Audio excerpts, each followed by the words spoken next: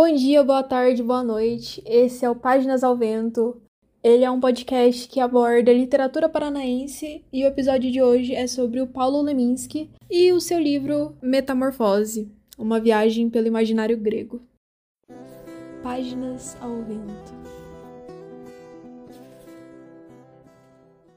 O meu nome é Júlia, eu sou estudante da Unespar, no campus de Apucarana, e também sou estagiária do Escritório de Relações Internacionais. E eu sempre amei literatura e agora eu tive a oportunidade de desenvolver esse podcast. E ele é fruto de um projeto que foi selecionado pelo último edital do programa BIPAC, que é o Programa de Bolsas de Incentivo à Produção Artístico-Cultural. Ele é promovido pela Pró-Reitoria de Extensão e Cultura da Unespar, a PROEC. Então, no BIPAC, você pode propor um projeto artístico em uma das áreas que são delimitadas no edital e, se você for selecionado, você vai receber uma bolsa para poder desenvolver o seu projeto. Eles sempre divulgam no Instagram, então vale a pena seguir o Instagram da PROEC, é @PROECUnespar. Eu acho interessante começar falando do porquê que eu escolhi o Paulo Leminski.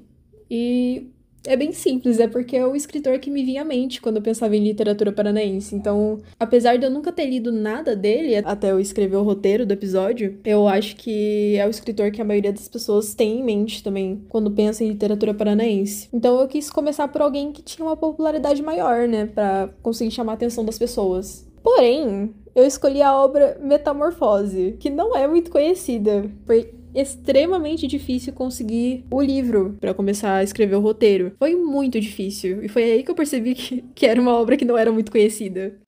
Quem foi Paulo Leminski? Ele nasceu em Curitiba, no ano de 1944, e ele faleceu em 1989. Ele era muito influenciado pela cultura japonesa. Ele lutava judô. Ele também escrevia haikai, ou haiku. Haikai é um tipo de poema japonês. Ele é bem curto e ele tem uma estrutura bem específica. Ele é composto de 3 versos e esses versos eles são formados por 17 sílabas poéticas. No primeiro verso são 5 sílabas, no segundo verso são 7 e no terceiro são 5 de novo. Durante a vida adulta do Leminski, ele chegou a cursar Direito e Letras, mas ele não concluiu nenhum dos cursos. Então, além dele ser poeta, ele também foi um crítico da literatura contemporânea. Ele publicou diversos estudos e reflexões. E ele também passou pelo magistério. Ele foi professor de História e Redação em cursinhos de pré-vestibular. Mas foi por um período bem curto. E assim, sua produção, seus poemas, eles são bastante plurais. Apesar dele ter se dedicado intensamente à poesia, ele também escreveu biografia, texto jornalístico e narrativa em prosa, como Catatal e Metamorfose. E a originalidade da poesia do Leminski tá exatamente nas influências que ele sofria do modernismo, do concretismo. Ele nunca se prendia a uma estética. Exatamente por isso que ele é lembrado como um poeta marginal. E outro fato muito importante sobre o paranaense foi que ele tinha um interesse muito grande na língua latina. Ele traduziu diretamente a obra Satyricon de Petrônio e as Odes 1 de Horácio. Sobre a obra Metamorfose, uma viagem pelo imaginário grego. Metamorfose é uma narrativa poética e foi publicada póstumamente em 1994. Foi uma obra que foi publicada depois de sua morte. E sobre o que é esse livro? Ele é uma releitura das Metamorfoses de Ovídio. Então, Paulo Leminski ele reconta os mitos gregos sob a perspectiva de Narciso. O Narciso ele acaba atuando como narrador. Para você que não sabe, Metamorfoses é uma das obras mais relevantes da literatura ocidental. Foi escrita por Ovídio e é uma das principais fontes de referência para a mitologia greco-romana. É um poema épico e o enredo é de fluxo contínuo. E dentro do livro 3 de Ovídio é contado o mito de Narciso e Eco. Então, basicamente, a mãe do Narciso, ela foi consultar um oráculo. E ele prevê que o filho dela vai ter uma vida longa, mas só se ele não se conhecer. E desde jovem, o Narciso ele era extremamente bonito, mas ele era muito arrogante e ele não se importava muito com o amor dos outros. Ninguém conseguia chamar a atenção do Narciso. E entre as milhares de pessoas que estavam apaixonadas por ele, tinha a ninfa Eco. E ela tinha sido amaldiçoada por Juno. Ela foi condenada a nunca iniciar uma conversa, ela apenas repetia as últimas palavras que ela ouvia. Então a Eco, ela segue o Narciso, ela tenta se comunicar com ele, porém ele é extremamente grosso, pra dizer o mínimo. Ele diz que ele preferia morrer a ser possuído por ela. Então a Eco, ela fica completamente humilhada e ela se esconde na floresta. E ela definha de tristeza até o seu corpo desaparecer e restar apenas a sua voz que ecoa pelas montanhas. Então, como vingança pela crueldade do Narciso, os deuses fazem com que ele se apaixone pela sua própria imagem refletida em um lago. Então, Narciso, ele não percebe que era ele mesmo. Ele fica obcecado por aquela beleza que é tão inacessível. E ele acaba morrendo consumido pelo desejo impossível. E no lugar onde ele morreu, floresce uma flor branca de centro amarelo, que passa a ser chamada de Narciso. Voltando pro livro, ele conta com um prefácio da Alice Ruiz, que era a esposa do Paulo Leminski, e ela comenta as influências que tinham no cotidiano do autor. E além da narrativa, também tem um ensaio, que é do próprio Leminski, e algumas ilustrações de artefatos antigos com legendas escritas por ele. Então o autor ele inicia seus versos em prosa, narrando a criação do mundo por um narrador em terceira pessoa que logo introduz Narciso. E o Narciso, ele tá contemplando seu próprio reflexo. Mas logo o Leminski, ele já insere o mito do Ícaro. Então esses mitos, eles vão sendo interligados em uma linha temporal alternativa. E é exatamente por isso que eu achei esse livro tão incrível. Porque a gente acaba não percebendo quanto a gente tem de referência da mitologia greco-romana nas mídias atuais. Algo que aconteceu lá atrás ainda ecoa.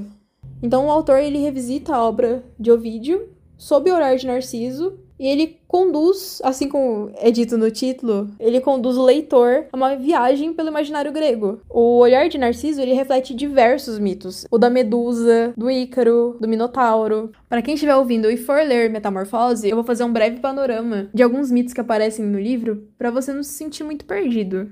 Porque nem sempre a gente conhece todos, né? Ou a gente conhece e não lembra e fica um pouco confuso. Vou começar pela Medusa. No texto do Ovídio, o mito da Medusa ele é narrado em primeira pessoa pelo Perseu. Então, o Perseu ele relata como que ele matou a Medusa. Ele viajou até a morada das Górgonas, ele passou pelas irmãs Greias. E quando ele chegou, ele viu diversas estátuas de homens e animais que foram transformados em pedras depois de olharem para Medusa. E para evitar ser transformado em pedra, ele usou o reflexo do escudo dele de bronze para ver a imagem da Medusa. Então, enquanto ela dormia, ele cortou a cabeça dela. E o Ovídio ele também explica a origem das serpentes nos cabelos da Medusa. Ela era uma bela mulher, que era desejada por muitos, porém, ela foi violentada por Netuno no templo da Minerva. E a Minerva, ao invés de punir Netuno, vai e pune a Medusa e transforma seus cabelos em serpentes. Partindo para o mito do Minotauro, ele nasceu do adultério de Pasífae, que era a esposa do Minos, com um touro. Então, para esconder essa vergonha, o Minos, ele ordenou que Dédalo, que era um grande inventor, ele construísse um labirinto. E ali o Minotauro, que era metade homem e metade touro, ele foi trancado. E de tempos em tempos, os jovens eles eram enviados para o labirinto como sacrifício. E Teseu, que foi um desses enviados, ele contou com a ajuda de Ariadne, que era filha de Minos, e ela era apaixonada por Teseu. Então ela entrega um fio, que depois vai ser conhecido como fio de Ariadne, e ele amarra na entrada do labirinto e ele vai desenrolando à medida que ele avança pelos corredores. E dentro desse labirinto, o Teseu ele encontra o Minotauro, vai e mata ele com um golpe. E como ele tinha o fio, ele seguiu o fio para encontrar o caminho de volta e depois ele fugiu com a Ariadne. E por último, o mito de Ícaro. Bom, o Dédalo, ele estava preso na ilha de Creta com o seu filho Ícaro. Ele decide fugir, então ele vai e constrói asas, elas eram feitas de penas e cera. E ele vai e avisa pro filho que é muito perigoso voar muito baixo por causa do mar. E também é perigoso voar muito alto por causa do calor do sol, que pode derreter a cera. E durante o voo, o Ícaro ele se empolga muito e ele sobe muito alto. Então o calor do sol derrete a cera, as penas vão se soltando e ele cai no mar e acaba morrendo afogado. E o Dédalo, ele se desespera, né? Ele chama pelo Ícaro, mas tudo que ele encontra são as penas flutuando. E então ele enterra o corpo em uma ilha que passa a se chamar Icária, em homenagem ao filho. O Leminski, ele faz todos esses mitos dialogarem entre si. Então ele cria, assim, encontros inusitados em relação à obra de Ovídio.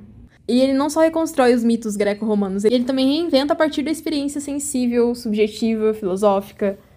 Dessa forma, o autor propõe que toda metamorfose carregue em si o desejo de permanência, um reflexo que se reinventa sem cessar no espelho da linguagem.